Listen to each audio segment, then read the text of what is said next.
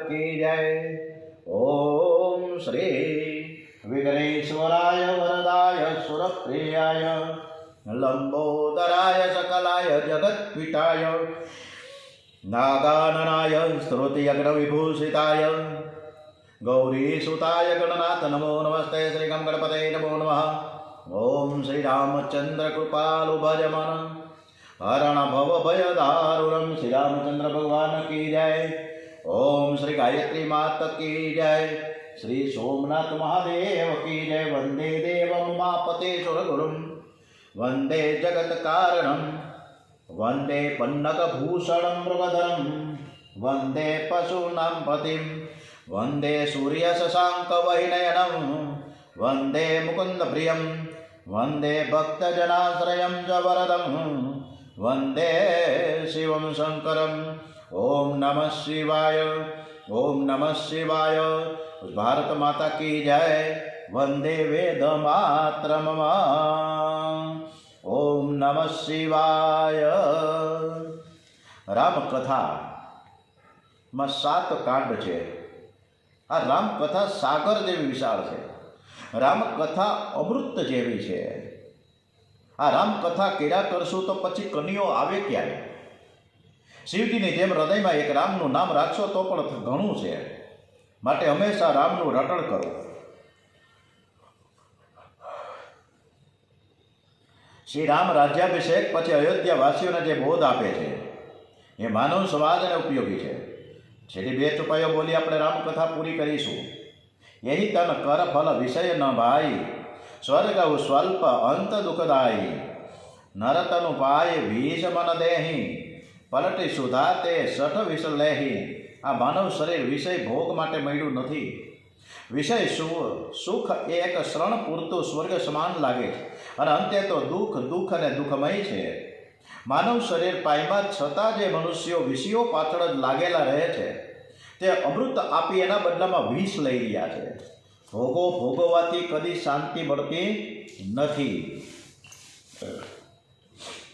पुरुरवा आदि नारायण परमात्मानी डूंटीमांथी कमळ उत्पन्न थाय छे।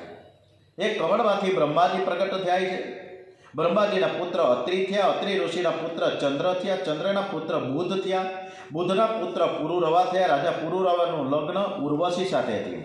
आ वंशमां आयु श्रतायु विजय जय रथ एवा अनेक बाळको थया। विजयना वंशमां भीम अने भीमना वंशमां जहनु। जहनुना वंशमां गाधी थया। गाधी राजानी कन्या सत्यवतीनुं लग्न ऋतिक ऋषिनी साथे थयुं। एमने घेर जमदग्नि अने जमदग्निने घेर परशुराम भगवान प्रगट थया। जे परशुरामे 21 वखत पृथ्वीने नक्षत्री करी नाखी। पुरुरवाना वंशमां आयु अने आयुना वंशमां नहुष नामनो राजा थयो। नहुष राजाना वंशमां याति ययाति शयंति आयति वियति अने कृति एवा 6 पुત્રો थया। ययातिने यदु तुर्वसु प्रहनु अनु अने पुरु एम 5 पुત્રો थया। पुरु सौथी नानो हतो पण एने माता पितानी बहु सेवा करी अने तेथी पुरुने गादी पर बेसाड्यो। पछी सूत्य ऋतयु सामती रेभ्य सेवा अनेक राजाओ थया। आ वंशमां दुष्यंत अने तेनो पुत्र भरत थयो। भरतना वंशमां संस्कृति अने संस्कृतिना वंशमां रतिदेव थया। आ वंशमां देवाती शांतनु थया। शांतनु महाराजनुं लग्न गंगाजी साथे थयुं। एमना दीकरानुं नाम देवव्रत हतुं। ए बाळक शांतनुने अर्पण करी गंगाजी वैकुंठ धाममां पधार्या। शांतनुने बीजुं लग्न करवानी इच्छा थता तेणे मत्स्य राजानी कन्या सत्यवतीना हाथनी मांगणी करी। मत्स्य राजाए कह्युं के તમે આ બીજું લગ્ન કરવા માંગો છો ને તો ઘરમાં જે દીકરાઓ છે તેને રાજ્યનો 1 પૈસો પણ નહીં આપો એવી પ્રતિજ્ઞા કરશો તો જ મારી કન્યા તમને આપીશ। શાંતનુ મહારાજ વિચારમાં પડ્યા। પ્રતિજ્ઞા યોગ્ય હોવાથી તેમણે લગ્ન કરવાનું માંડી વળ્યો। દેવવ્રતને ખબર પડી કે પિતાજી મારા લીધે દુઃખી થાય છે એટલે તેઓ મસ્ત રાજાને ઘેર ગયા અને કહ્યું કે હું પ્રતિજ્ઞા કરું છું કે રાજ્યનો 1 પૈસો પણ હું નહીં લઉં। મારા ઉન્માદ ભાઈની સેવા કરી। ત્યારે મસ્ત રાજાએ કહ્યું કે તમે ભલે રાજ્ય માટે ઝઘડો ન કરો પરંતુ તમારા છોકરાઓ તો ઝઘડા કરે તો। ત્યારે દેવવ્રતે હાથ ઊંચા કરીને પ્રતિજ્ઞા કરી, આજથી મેં સંસાર સુખનો ત્યાગ કર્યો છે। આજથી હું બ્રહ્મચર્ય પાળવાની પ્રતિજ્ઞા કરું છું। मनथी जे मन काम त्याग करे, मनथी जे द्रव्य त्याग करे तेनो देवो पर जय जयकार करे छे। देवोए पुष्पवृष्टि करी देवव्रतनो जय जयकार कर्यो। आवी भीष्म भयंकर प्रतिज्ञा करवाथी એણે ભીષ્મ આચાર્ય, ભીષ્મ પિતામહ એવી પદવી આપવામાં આવી છે. શાંતનુના બીજા લગ્ન સત્યવતી સાથે થતાં તેના ઘેર 2 બાળકો ચિત્રાંગદ અને વિચિત્ર વીર્ય થયા. આ વંશમાં ધૃતરાષ્ટ્ર, વિદુર અને પાંડુ થયા. પાંડુને ઘેર 5 પાંડવો થયા: યુધિષ્ઠિર, ભીમ, અર્જુન, નકુળ અને સહદેવ. અર્જુનનો પુત્ર અભિમન્યુ, અભિમન્યુનો પુત્ર એટલે કે તું જે સામે બેઠો છે પરીક્ષિત. રાજા પરીક્ષિત કહે, સુખદેવજી મહારાજ, અમારો વંશ કેટલો આગળ વધશે તે માટે ભવિષ્યની થોડી કથા કહો. સુખદેવજીની ભવિષ્યવાણી આપણા માટે આજે ભૂતકાળની બને છે. સુખદેવજી કહે કે તારો પુત્ર જન્મજય સર્પોની સાથે વેર કરશે. તે મોટું સર્પ સત્ર કરે છે. જન્મજય રાજાનો એવો દુરાગ્રહ હતો કે મારા પિતાને સર્પદંશ થયો, તેથી હું સર્પ વંશનો વિનાશ કરી નાખું. જગતમાં કોઈ સર્પ રહેશે જ નહીં. એણે મંત્રો દ્વારા સર્પોનું આકર્ષણ કરીને તેમને અગ્નિમાં હોયમાં લાખો સર્પો બળીને ભસ્મ થઈ ગયા, પણ તક્ષક નાગ અગ્નિમાં પડતો નથી. જન્મજય બ્રાહ્મણોને કહ્યું કે મારા પિતાને દંશ કરનાર તક્ષકને આપ અગ્નિમાં પાડો. બ્રાહ્મણે કહ્યું કે તે ઇન્દ્રને શરણે થયો. જન્મજયે કહ્યું કે મહારાજ, તમારી પાસે એવો કોઈ મંત્ર છે કે જેના વડે ઇન્દ્ર સાથે તક્ષકને અગ્નિમાં હોમી દઈએ? મંત્રમાં દિવ્ય શક્તિ છે. બ્રાહ્મણો તે શક્તિનો દુરુપયોગ કરવા લાગ્યા. ઇન્દ્ર સાથે તક્ષકને હોમવા તૈયાર થયા. અને એ સમયે આસ્તિક નામનો બ્રાહ્મણ જન્મજયને સમજાવે છે, આપ આ શું કરી રહ્યા છો? આપના પિતાને સદગતિ મળી છે. મરણ માટેનો આ તો નિમિત્ત છે. તમે સર્પોની સાથે વેર કરો તે યોગ્ય ન કહેવાય. સર્પ વંશનું રક્ષણ કરો. આસ્તિકની સલાહથી સર્પસંત્ર ત્યાં જ અટકી ગયું.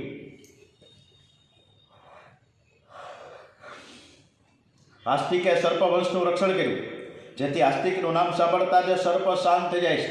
સર્પ ક્રોધમાં હોય ત્યારે તમે આસ્તિક આસ્તિક આસ્તિક બોલશો તો તેનો ક્રોધ શાંત થઈ જશે.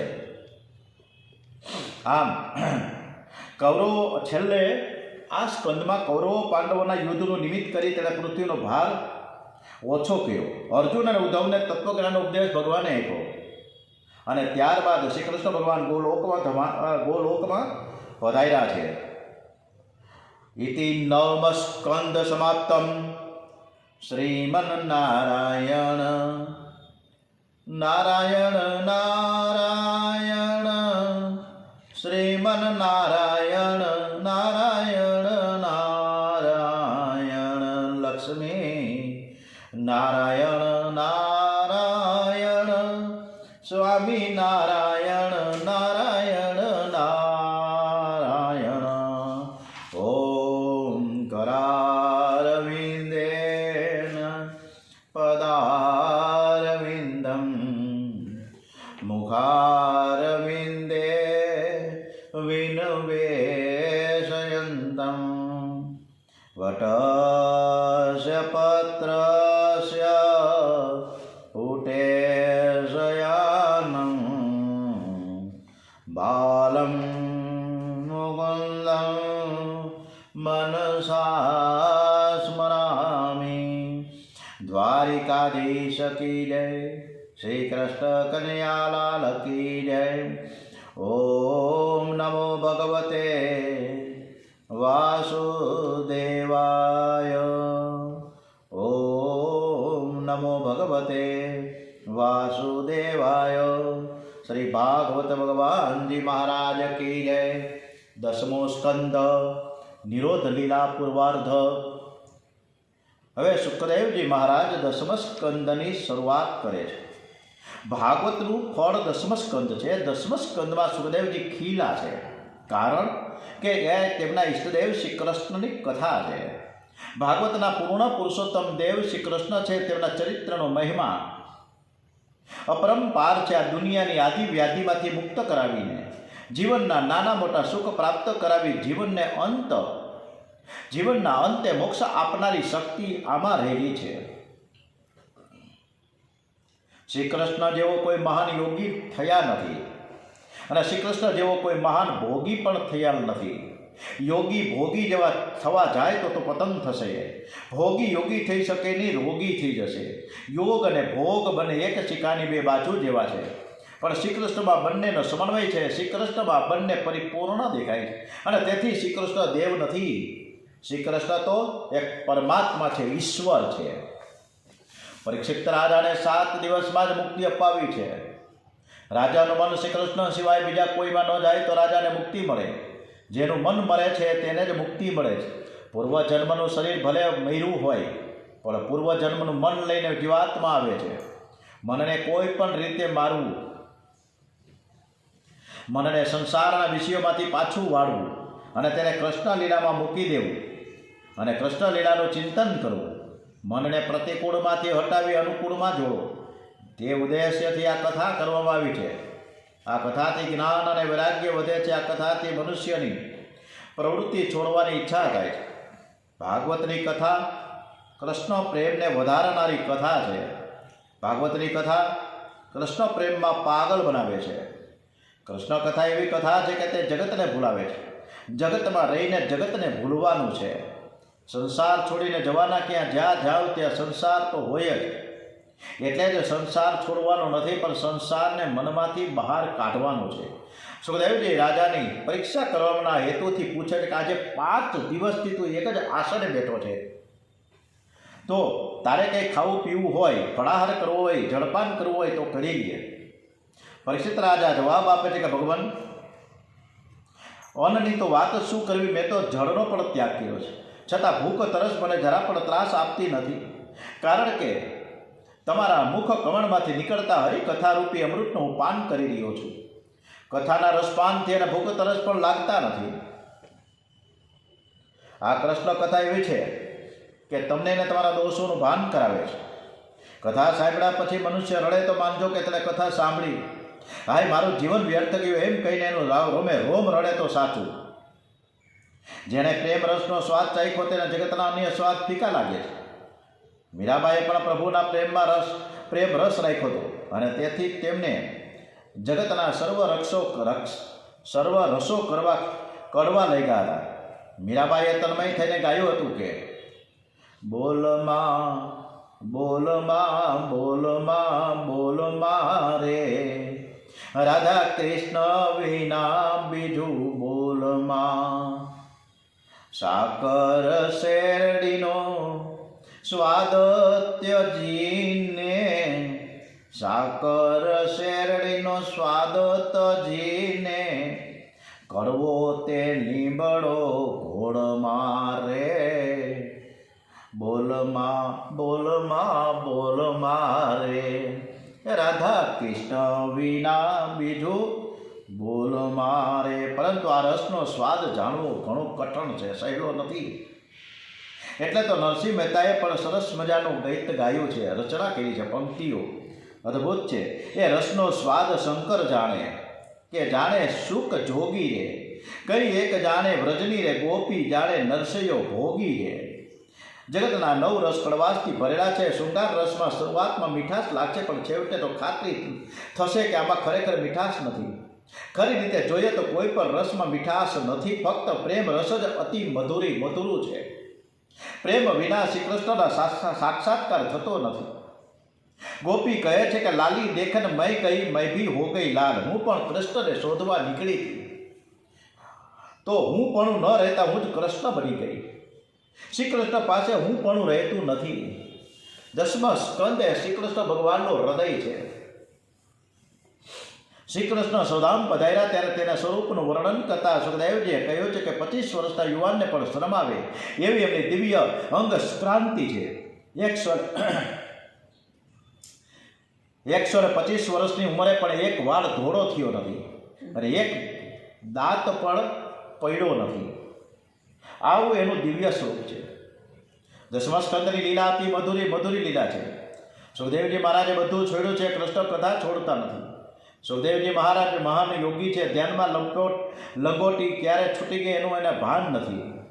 એવા મહાયોગી સુખદેવજી મહારાજ કૃષ્ણ કથામાં પાગલ બને છે અને તેમણે પિતાને કહી દીધું કે તમે મારા પિતાને નહીં અને હું તમારો પુત્ર નહીં. આમ તેણે સર્વનો ત્યાગ કર્યો, પણ કૃષ્ણ કથાનો ત્યાગ કર્યો નહીં. એમના મનમાં આ સ્ત્રી છે, આ પુરુષ છે એવો કોઈ ભાવ નથી.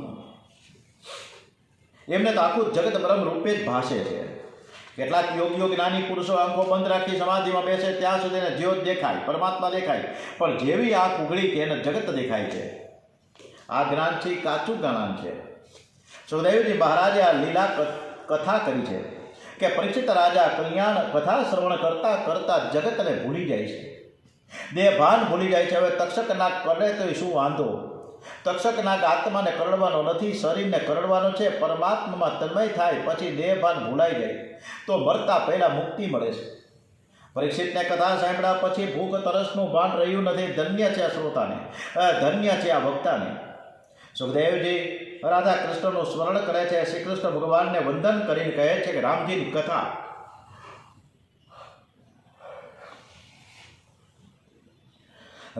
કથા બહુ સરળ હતી, જેથી મેં રામલીલાનું વર્ણન કર્યું. પણ તમારી બધી જ લીલા અટપટી છે. હવે તમે હૃદયમાં બિરાજો ને તમારી કથા તમે જ કરો. હું તમારા દર્શન કરું અને સ્મરણ કરું, તમારા ચરણમાં વંદન કરું. 10મા સ્કંદની કથામાં હું કથા કરું છું તે સુખદેવજી ભૂલી ગયા. જે વક્તાને યાદ આવે છે કે હું પંડિત છું, શાસ્ત્રી છું, ભણેલો છું, લોકોને ઉપદેશ કરું છું, તેની કથામાં પ્રભુ જલ્દીથી આવતા નથી. વક્તા જ્યારે કૃષ્ણ કથા કરતા શ્રી કૃષ્ણ સ્મરણમાં હું કથા કરું છું એ જ્યારે ભૂલી જાય ત્યારે એના મુખથી ભગવાન કથા કરે છે. સુખદેવજી પરીક્ષિત રાજાને કહે છે કે તારા લીધે મને કૃષ્ણ કથા ગંગાનું પાન કરવાનો અમૂલ્ય તક મળી છે. શ્રી કૃષ્ણ કથા ગંગા પ્રકટ થઈ તે દિવસથી ભાગીરથી ગંગાનો મહિમા ઓછો થયો. ભાગીરથી ગંગામાં સ્નાન કરો તો સારું, પણ તેનાથી મનનો મેલ ધોવાતો નથી. કૃષ્ણ કથા ગંગામાં જે બરાબર ડૂબકી મારે ધીરે ધીરે તેના મનનો મેલ ખેંચાય છે. કૃષ્ણ કથા ગંગામાં જે સ્નાન કરે તેનો સ્વભાવ સુધરે છે, એને ભક્તિનો રંગ લાગે છે અને જ્યાં ઈચ્છો ત્યાં પ્રગટ થાય છે. કૃષ્ણ કથા ગંગા સર્વનું કલ્યાણ કરનારી છે. સુખદેવજી કહે છે કે હે રાજન, હવે હું ભગવાન શ્રી કૃષ્ણની અપૂર્વ લીલા કથા કહું છું, તે બરાબર સાંભળો. કંસ, જરાસંઘ, શલ્ય, દિગપાલ, શિશુપાલ, દંતવક્ત વગેરે અનેક દુષ્ટ અને પાપી રાજાઓ પોતપોતાના દેશમાં રાજ્ય કરી રહ્યા હતા. આ દુષ્ટ અને પાપી રાજાઓ લોકોને બહુ ત્રાસ આપવા લાગ્યા. કંસ એવો દુષ્ટ હતો કે તેના બાપને જ મારતો. જે પોતાના બાપને મારે તે બીજું શું ન કરે.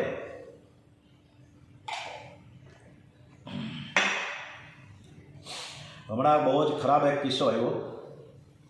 આ દીકરાઓની વાત આવે છે ને ત્યારે 2 દીકરાઓએ ભેગા થઈને એક ઝેરી સાપ લેવા. એનો બાપ એને વીરવશેતમાં નહોતો કરી દેવો, સંપત્તિનો ભાગ નહોતો આપતો. આ કહાની હમણાં 3-4 દિવસ પહેલાં છાપામાં આવી છે. નાગ અંદર નાખ્યો રૂમમાં. બાપા સૂતા હતા ત્યારે એ નાગ એને ડહીશો નહીં અને એક ખૂણે જઈને લપાઈ ગયો. એટલે ઓલા 2 છોકરાઓએ એક મદારીને શોધ્યો, બીજો મદારી. એની પાસેથી 3 લાખ રૂપિયા ચૂકવીને એકદમ કોબરા સાપ લે, કોબરા જે ઝેરી નાગ હોય, 3 લાખ રૂપિયા દીધા. અને પછી નાગને અંદર બાપા હોઈ ગયા એટલે ધીમેથી મૂકી દીધો અંદર રૂમમાં. ધીમે ધીમે નાગ, બારણા બંધ છે, બારીમાંથી ડોકા કાઢે છે છોકરાઓ, અને નાગ ઢોલિયા ઉપર ચડ્યો અને બાપા હોતા હતા એને દંશ દીધો.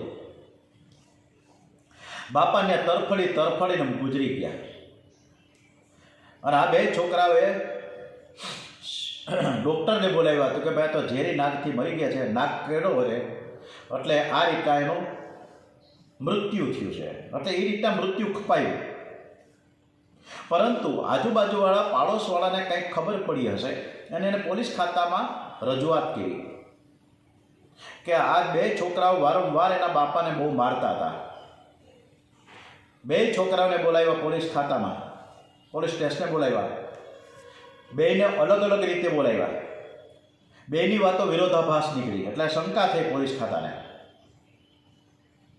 અને બરાબર એને એવા પ્રશ્નો કર્યા, એને કબૂલ કર્યું કે અમે ઝેરી નાગ એટલે કોબરા નાગ અંદર રૂમમાં નાખ્યો હતો અને બાપાને દંશ મારી નાખ્યો, એટલે મર્ડર કરાવ્યું. મદારી જેલમાં, 2 છોકરાઓ જેલમાં અને બાપા ગુજરી ગયા. અત્યારે આ પરિસ્થિતિ છે. આ સત્ય ઘટના. અગાઉ પણ મેં તમને એક વાત કરી હતી કે એક રૂમમાં મોટા 25-30 ઉંદેડા નાખ્યા, મોટા એવડા મોટા પાલી જેવડા. હવે બાપા કેટલાક ઠેકાડા મારે. રૂમમાં બિચારાને એક ખુરશી રાખીને ખુરશી ઉપર બે તો ખુરશી ઉપર ચડી જાય ઊંધેડા. બટકા ભરીને લોહી કાઢ્યા અને છેલ્લે બાપાથી રહેવાનું નહીં એટલે છોકરાના નામે સંપત્તિ કરી. આવી દશા છે અત્યારે. આ પરિસ્થિતિ ઊભી થઈ છે. હજી ક્યાં અટકશે? હજી તો 5,000 કે 5,500 કળિયુગ થયો છે. હજી તો 4 લાખ કળિયુગ ચાલશે વર્ષ. 4 લાખ વર્ષ તો પછીની દશા કેવી છે? એટલે એકદમ સંસ્કાર વિહીન પ્રજા થઈ ગઈ છે. બધાનું લઈ લેવું છે, હડપ કરી જવું છે. પત્નીને પતિનું લઈ લેવું છે, પતિને પત્નીનું લઈ લેવું છે. છોકરાઓ બાપાનું હળી કાઢીને લઈ જાય છે અને બાપાએ પણ હવે એના ઉસ્તાદ છે કંઈ આપે નહીં. આ તો વાત નીકળી છે બાપની એટલે વાત કરવાનું મને મન થયું. વક્તા જ્યારે કૃષ્ણ કથા કરતા શ્રી કૃષ્ણ સ્મરણમાં હું કથા કરું છું જ્યારે ભૂલી જાય છે ત્યારે એના મુખથી ભગવાન કથા કરે છે. સુખદેવજી મહારાજ પરીક્ષિત રાજાને કહે છે કે તારા લીધે મને કૃષ્ણ કથા ગંગાનું પાન કરવાનો લાભ મળ્યો. શ્રી કૃષ્ણ કથા આ ગંગા પ્રગટ થઈને એ દિવસથી ભાગીરથી ગંગાનું મહત્વ ઘટી ગયું. ભાગીરથી ગંગામાં સ્નાન કરો તો સારું, પણ તેનાથી મનનો મેલ ધોવાતો નથી. કૃષ્ણ કથા ગંગામાં જે બરાબર ડૂબકી મારે ધીરે ધીરે તેના મનનો મેલ ધોવાય છે. કૃષ્ણ કથા ગંગામાં જે સ્નાન કરે તેનો સ્વભાવ સુધરે છે, તેને ભક્તિનો રંગ લાગે છે અને જ્યાં ઈચ્છો ત્યાં પ્રગટ થાય છે. કૃષ્ણ કથા ગંગા સર્વનું કલ્યાણ કરનારી છે.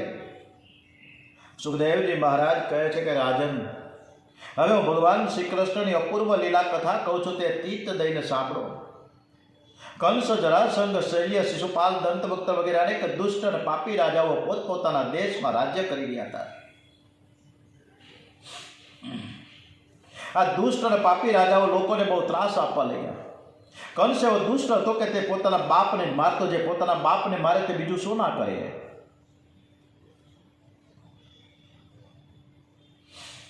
હજારો મસ્તકોવાળા, હજારો નેત્રોવાળા, હજારો ચરણોવાળા એવા વિરાટ પરમ પુરુષ સર્વતરફની ભૂમિને વ્યાપીને એનાથી 10 આંગળ બહાર રહેલા છે. સંસારમાં ભૂતકાળમાં જે કાંઈ થયું અને ભવિષ્યમાં જે કાંઈ થવાનું છે એ સર્વના નિયંતા આપ પરમ પુરુષ છો. વળી અમૃતપણાનો તથા અન્ન વડે દેહાદી જે ઉપજે છે તે ટકે છે તેનો પણ આપ નિયામક છો. દેવી દેવતાઓ બધા જ ભગવાનને વિનંતી કરે છે, આજીજી કરે છે, સ્તુતિ કરે છે.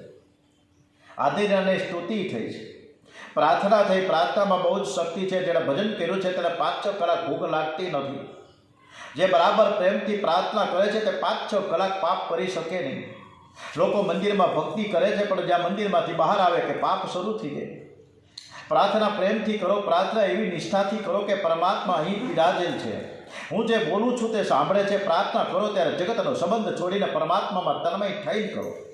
એટલે જ આપણે કથા શરૂ કરતા પહેલાં આપણે કહે છે કે શ્રી કૃષ્ણ પરમાત્માને આપણે કથા સંભળાવીએ છીએ.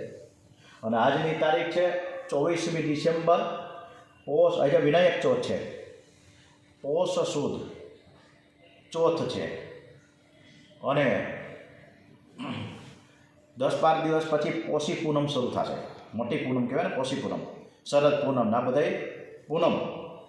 આ મહિનામાં પોષ મહિનો આપણે સરસ મજાની કથા ભગવાનને સંભળાવી રહ્યા છીએ. પ્રાર્થના કરો ત્યારે જગતનો સંબંધ છોડીને પરમાત્મામાં તન્મય થઈને કરો. આ વખતે યાદવોની રાજધાની મથુરામાં હતી. મથુરાનો રાજા ઉગ્રસેન હતો. તેની રાજકુમારી દેવકીની સાથે વાસુદેવના લગ્ન થયા. વસુદેવ દેવકી રથમાં બેસી પોતાના ઘેર જવા તૈયાર થયા ત્યારે દેવકીનો ભાઈ કંસ તેને સારું લગાડવા માટે રથ હાંકવા બેઠો. રથ જતો તો માર્ગમાં આકાશવાણી સંભળાઈ. આકાશવાણી દેવો દ્વારા કરવામાં આવી હતી. કેમ કે વસુદેવ મહાન વૈષ્ણવ છે. કંસ વસુદેવને બહુ ત્રાસ આપે તો ભગવાનનું પ્રાગટ્ય જલ્દી થાય. ભગવાન તેમના ભક્તોનું દુઃખ સહન કરી નહીં. પાપી દુઃખી થાય તો ભગવાન સાક્ષી રૂપે જુએ છે, સહન કરે છે, પરંતુ પુણ્યશાળી દુઃખી થાય તો ભગવાનથી સહન થતું નથી. એ વખતે આકાશવાણી થઈ, અસ્યાસ્ત્વા મસ્તમમ ગર્ભ હંતામ યા વહસે બુદ્ધ. હે મૂર્ખ કંસ, તને અક્કલ નથી. તું જેને પહોંચાડવા જાય છે તે દેવકીનો 8મો ગર્ભ તારો કાળ છે. કંસ આકાશવાણી સાંભળી ક્રોધે ભરાયા દેવકીને જ મારી નાખ્યું. દેવકીને મારી નાખો તો ગર્ભ રહેશે જ નહીં. એને રથમાંથી નીચે ઉતરી દેવકીનો ચોટલો પકડ્યો, તલવાર લઈ દેવકીને મારવા માટે તૈયાર થયો. ત્યારે વસુદેવ કંસને સમજાવતા કહે છે કે તમે આ શું કરો છો? અરે જેનો જન્મ થયો છે એને મરવું તો પડે છે. મરણનું નિવારણ અશક્ય છે. મહાપુરુષો મરણને સુધારવા પ્રયત્ન કરે છે. જેનું મરણ સુધરે છે તે ફરીથી કોઈ માતાના પેટમાં જન્મ લેતો નથી. મરણને ટાળવું શક્ય નથી. આથી મરણને સુધારવાનો પ્રયત્ન કરો. વાસના અને વેરથી મરણ બગડે છે. વાસના અને વેરનો વિનાશ કરો. દેવકીને મારવાથી તમે કંઈ અમર થવાના નથી. તમે તમારી બહેનને મારશો નહીં. ઘણું બધું સમજાવ્યું છે વસુદેવજીએ કંસને. પરંતુ કંસે કહ્યું કે તમારું જ્ઞાન તમારી પાસે રાખો, હું તમારો ચેલો નથી.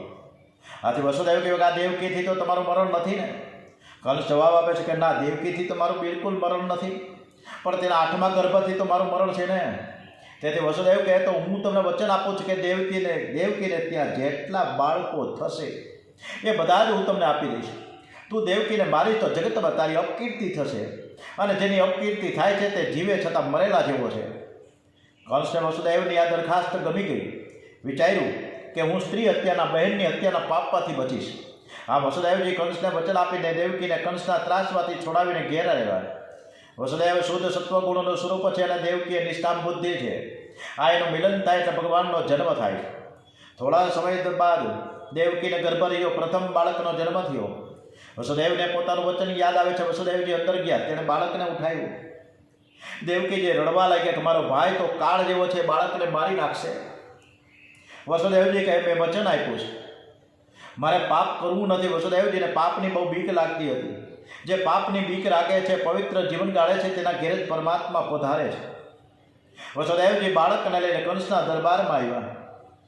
એણે બાળકને કંસની આગળ મૂક્યો. બાળકને જોઈ કંસનું હૃદય પીગળ્યું.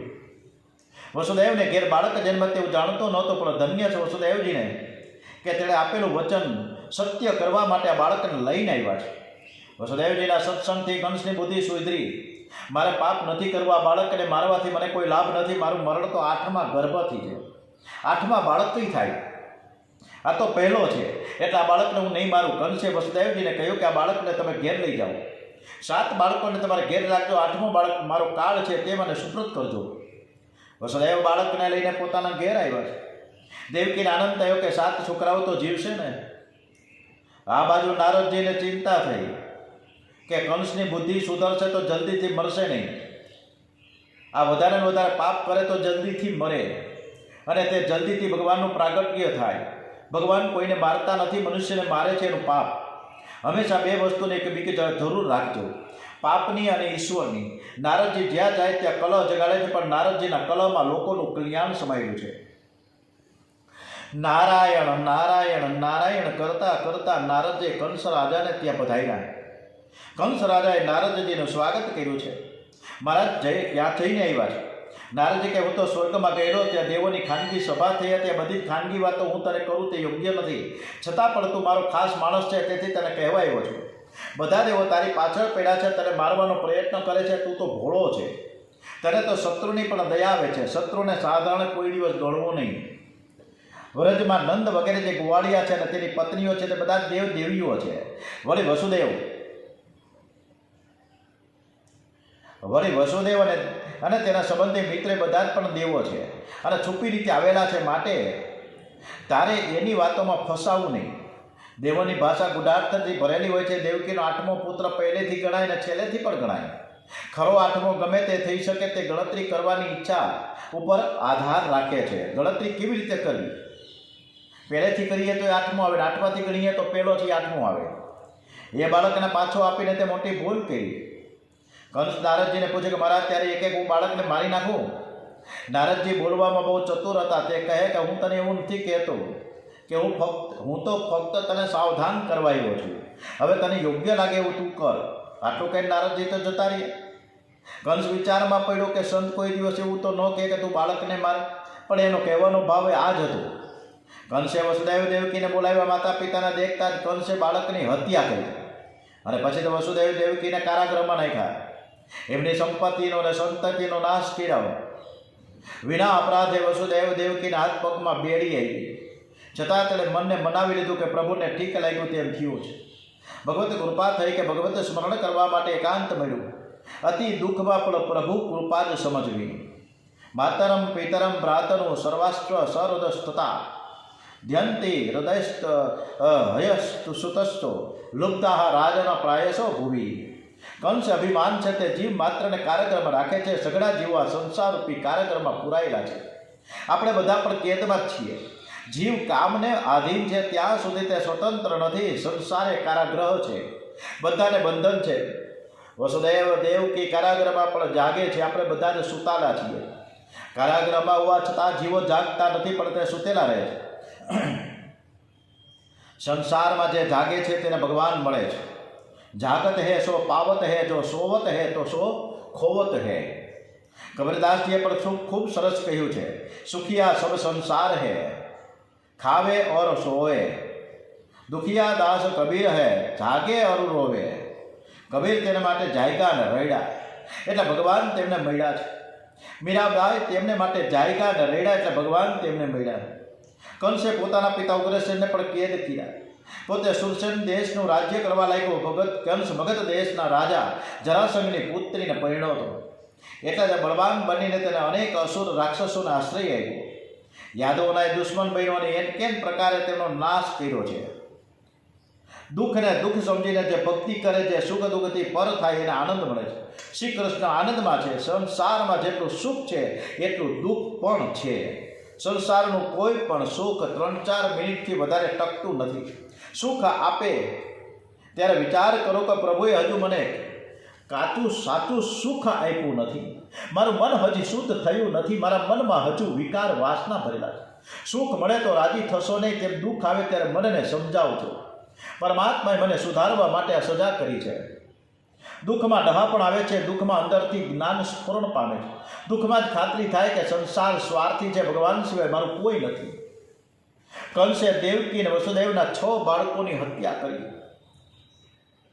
દેવકીને 7મો ગર્ભ રહ્યો, જે ગર્ભથી બલરામજી જન્મ્યા છે.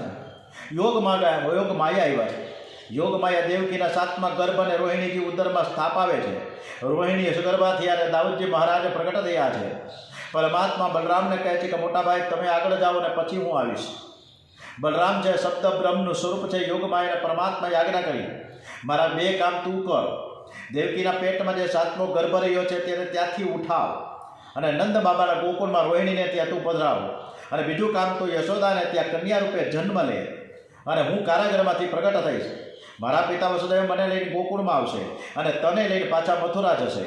કંસ તને મારવા પ્રયત્ન કરશે, પણ તું તેના હાથમાંથી છટકી જશે. જગતમાં તારી અનેક રૂપે પૂજા થશે.